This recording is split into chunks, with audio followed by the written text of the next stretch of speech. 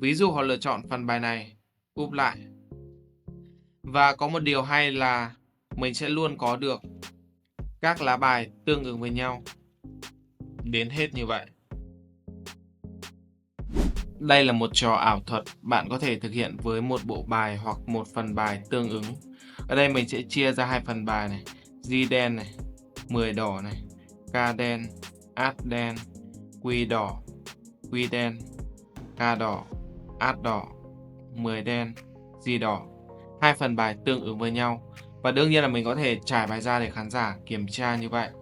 Sau đó mình sẽ xòe ra và chia ra hai phần bài. Rồi. Và cái hay của trò này đó là mình có thể để chính khán giả chẻ bài vào nhau. Đó. Như các bạn nhìn thấy này, chỗ thì 2 lá này, 3 lá này, chỗ thì 1 lá như vậy.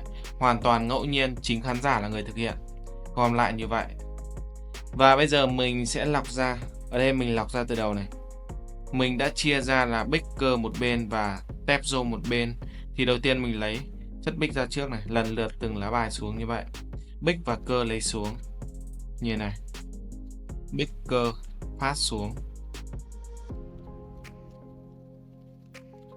Rồi phát xuống như vậy. Bây giờ nhìn hai phần bài có vẻ là ngẫu nhiên. Mình sẽ cho khán giả úp một trong hai phần lại như vậy. Và có một điều đặc biệt đó là mình sẽ luôn có được những cặp đôi tương ứng với nhau như vậy.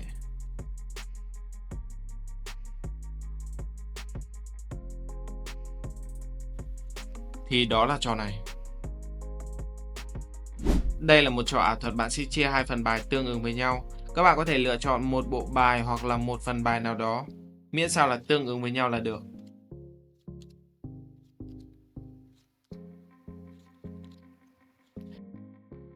Và phần bài này sẽ là hai chất cơ và bích như vậy. Phần còn lại đó là rô và tép. Sau đó mình có thể gom lại và trả bài ra để khán giả kiểm tra. Và đương nhiên là có thể để họ cắt bài thành hai phần một cách tùy ý. Sau khi cắt bài xong mình sẽ lật ngửa lại. Mình sẽ dựa vào lá bài trên đầu. Và mình sẽ cắt đúng vị trí lá bài tương ứng úp lại như vậy. Và cái hay của trò này đó là chính khán giả sẽ là người cắt bài và chè bài vào nhau như vậy. Nhìn có vẻ lộn xộn nhưng mà lưu ý rằng chỉ để cho họ cắt bài một lần. Sau đó mình sẽ dựa vào chất. Mình sẽ xòe ra và tìm ngay đến chất rô và tép này. Rô và tép một bên mà, mình sẽ chia ra như vậy. Cứ chất rô và tép là mình phát xuống.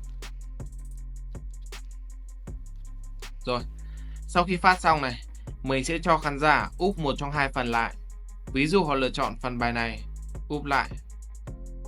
Và có một điều hay là mình sẽ luôn có được các lá bài tương ứng với nhau đến hết như vậy.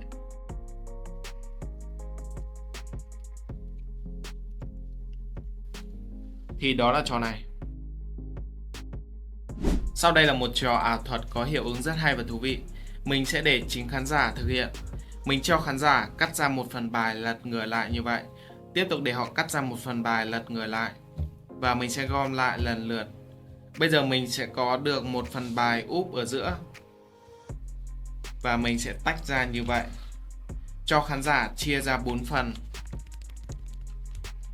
Ngay từ đầu chính khán giả là người cắt bài và chính họ chia ra 4 phần bài, mình sẽ có được 4 lá bài trên đầu hết sức đặc biệt.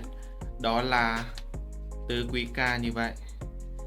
Và bởi vì chính khán giả là người chia ra 4 phần cho nên là mình cũng sẽ có được tứ quý át hết sức đặc biệt.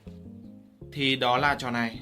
Để thực hiện trò này bạn sẽ cần chuẩn bị hai tứ quý bất kỳ, một tứ quý úp trên đầu và một tứ quý lật ngửa ở dưới bộ bài như vậy. Sau đó thực hiện như trong video. Chúc các bạn thành công. Đây là bộ bài xe đạp được sản xuất bởi Trung Quốc, khá là đơn giản và khá rẻ tiền. Thì với bộ bài này có một chức năng đó là chức năng nhìn xuyên. Mình có thể biết chính xác đây là lá 3 bích này, 5 bích, át cơ này, 8 tép, át tép như vậy, quy bích này. Mình có thể nhìn xuyên được tất cả lá bài dựa vào mặt lưng như vậy. Các bạn có thể để ý góc này. Đó, để ý góc của lá bài nhé.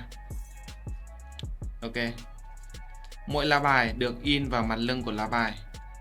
Và đương nhiên là mình có thể ứng dụng với rất nhiều trò ảo thuật khác nhau. Giá của nó cũng khá rẻ. Đầu tiên mình có thể ứng dụng với việc là tìm ra lá bài họ lựa chọn, cho khán giả lựa chọn một lá mình biết ngay đó là lá át bích. Sau đó cho họ xào bài lên một cách lộn xộn và bạn có thể dễ dàng tìm ra chính xác được lá bài mà khán giả lựa chọn dựa vào mặt lưng của lá bài. Và bộ bài này có thể giúp mình diễn những trò ảo hơn và hay hơn. Các bạn có thể nhấn vào giỏ hàng để mua sản phẩm. Đây là một trò ảo thuật dự đoán chất của lá bài, ví dụ từ quỹ át, bích, cơ, tép, rô, đó là phần setup. Các bạn có thể setup chất tùy ý, miễn sao mình dễ dàng ghi nhớ là được. Mình để lên trên đầu và sau đó cắt bài giả. Dùng ngón út để làm dấu. Rồi phần tứ quý vẫn ở trên đầu. Sau đó mình đưa bộ bài cho chính khán giả và để họ chẻ bài. Và lưu ý rằng trò này chỉ được phép chẻ bài và không được quá 2 lần nha. Một lần chẻ bài này. Rồi thêm một lần nữa, chính khán giả chẻ bài.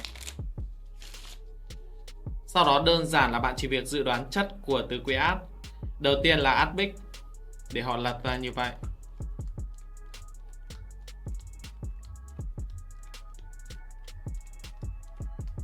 Chính xác, át bích này. Tiếp theo là át cơ. Tiếp theo là át tép. Rồi và cuối cùng là át rô. Luôn luôn chính xác như vậy, dựa vào setup ban đầu.